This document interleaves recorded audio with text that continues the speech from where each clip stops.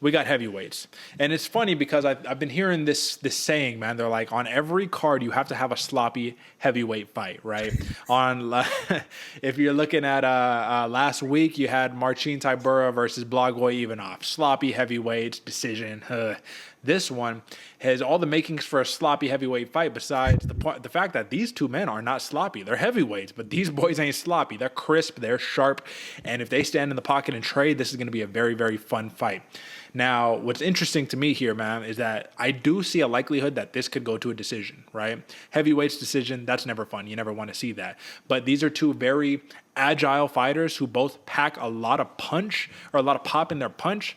But at the end of the day, look at the success of a Justin Tafa versus a Parker Porter, and it's a little different. I guess you can say that. So I want to ask you off the bat, man, why do you think that Justin Tafa, who has won 2 of his last 5 fights, right? He's 2-3 in his last 5. How does he open up as a betting favorite against Parker Porter, who has won 3 of his last 5, but his last loss, it's hard to count against him, man. You lost to Jailton Almeida, a dude who is a ragdolling ranked heavyweights right now like it's nobody's business. What do you make of that? I think it's all on the visuals of what the bad taste in our mouth Parker Porter has left. And I say our mouth as the supposed our, because not really mine, man. I think Parker Porter is, like you said, Derek, crisp, powerful. This dude is one of the new breeds of fighters who is not sloppy at all, who is going to be there in a dogfight and is so durable. I think this one's also going the distance, Derek, because this dude can take a shot. We've seen in the Sherman fights, the Parisian fights, this dude can scrap, all right.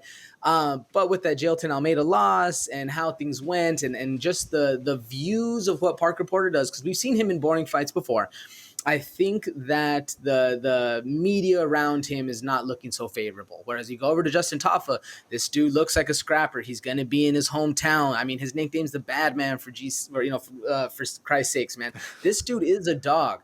That being said, is he as proven as a Parker Porter? No.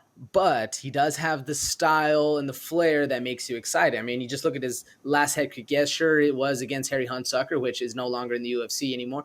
But this dude can fight. And yeah, he's dropped a couple to Carlos Felipe and then Vendera, but he's still in there for the fight. And I think that's why the media around him is making him the favorite. He's more fan-friendly, if you will, to put it in a shorter term. He's just more quote unquote exciting. Do you agree with that? You have pushback. I have a little pushback in own. That's why I quoted it. What do you think? I think that I'm going to be completely transparent here. Big fan of Justin Tafa, man. I really do love his style. He came in. I mean, look, he's 5-3 overall, right? Like overall, you don't have a lot of fights under your belt, right? But we will say this. This is in Perth. He's Australian. Obviously, betting favorite. Come on, what are we talking about? Parker Porter, bro. I think that this dude just has way more ways to win this fight. If he needs to grapple, I think he could take it that route too. Justin Tafa, in his UFC tenure here, man, and I'm not trying, there's no disrespect whatsoever. One of his 5 opponents that he's fought in the UFC is still employed with the UFC, and he lost that fight. The only 2 wins you have, Harry Hunsucker and Juan Adams, they're no longer in the UFC. You knocked them both out. You lost to Jared Vandera, Carlos Felipe, and Jorgen De Castro, right? Jared Vandera is the only one who's left in the UFC.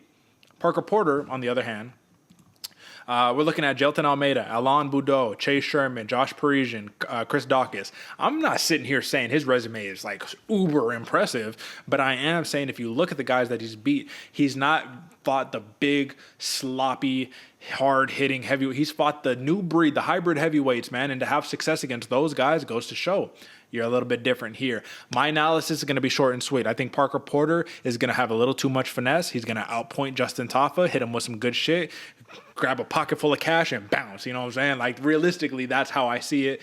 How do you see this playing out? Because I got Parker Porter. Give me the decision win. Not fun. Once again, not fun. But if you look at his last 3 victories in the UFC, guess what? All heavyweights, all decisions. I'm just going to put it out there. What do you got? Folks, I'll put it with the preface. Derek, I'm glad you're taking the boring, not fun route because I'm going the fun route on this one. I think we're going to see an exciting start from Justin Tafa. We're going to see shots coming down the middle, big heavyweight hands coming down the pipe, kicks. We're going to see a brawl right off the jump. And if Parker Porter can survive, I will say that I do think we're going to be hearing Justin Tafa asking, "Hey, dog, let's stand up again. Like, come on, let's get the business. What's up? Stand up, because Parker Porter has a lot of ways in which he can win this fight.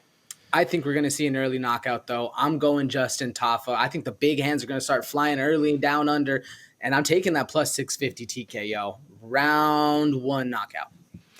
Sheesh, man. I just find it hard to see against a Parker Porter. I mean, you look at the last guy that's beat Parker Porter by knockout, and that was your boy, Chris Dawkins, right?